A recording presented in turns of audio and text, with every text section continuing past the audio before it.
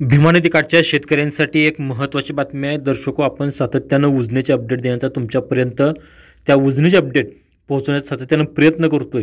भीमा खोरे आणि नीरा खोरेमध्ये पडलेल्या दमदार पावसामुळे कालपासून वीर धरणामधून जे पाणी आहे ते पाणी सोडायला सुरुवात झाली आहे.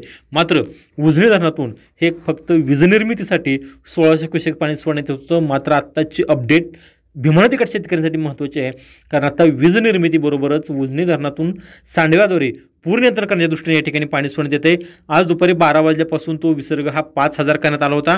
मात्र आत्ता 2 वाजता तो विसर्ग आत्ता वाढवून देतोय. तो विसर्ग हा 10,000 क्युसेक्स इतका करण्यात येतोय. त्यामुळे आत्ता उजनी धरणातून भीमा नदीच्या पात्रामध्ये सांडव्याद्वारे 10,000 क्युसेक्स आणि वीज निर्मितीसाठी 1600 क्युसेक्स असा एकूण 11,600 क्युसेकचा विसर्ग या ठिकाणी सोडण्यात येतोय. त्यामुळे आत्ता वीर धरणातला जो काही रात्री वाढवलेला 33,000चा विसर्ग आहे तो विसर्ग आणि उजनीतला येणारा विसर्ग असा एकूण जवळपास 40,000च्या पुढचा विसर्ग हा भीमा नदीच्या पात्रामध्ये येणार आहे. त्यामुळे भीमा नदीकाठच्या शेतकऱ्यांनी थोडी काळजी घेणं गरजेचं आहे, सतर्क राहणं गरजेचं आहे.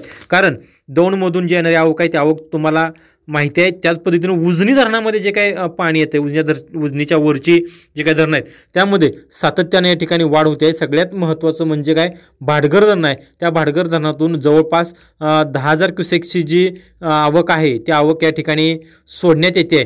त्यामुळं दौंडची आवक आहे ती दौंडची आवक कदाचित वाढणार आहे.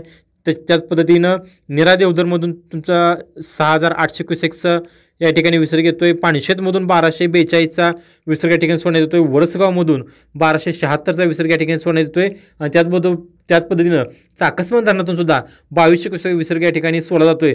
त्यामुळे उजनी धरणाची पाणी पातळी या ठिकाणी दौंडवरून येणारी जी आवक आहे ती दौंडची आवक वाढणार आहे. त्यामुळे पूर नियंत्रण करण्याच्या दृष्टीनं उजनी धरणातून सध्या भीमा नदीच्या पात्रामध्ये जो विसर्ग 5,000 करण्यात होता तो वाढून आता 10,000 क्युसेक करण्यात आला आहे आणि वीज निर्मितीसाठी 1600 क्युसेक असा विसर्ग करण्यात येतोय. त्यामुळं नदीकाठच्या शेतकऱ्यांनी काळजी घ्यावी, सतर्क राहावं असं आवाहन या ठिकाणी प्रशासनाच्या वतीनं करण्यात येतं आहे.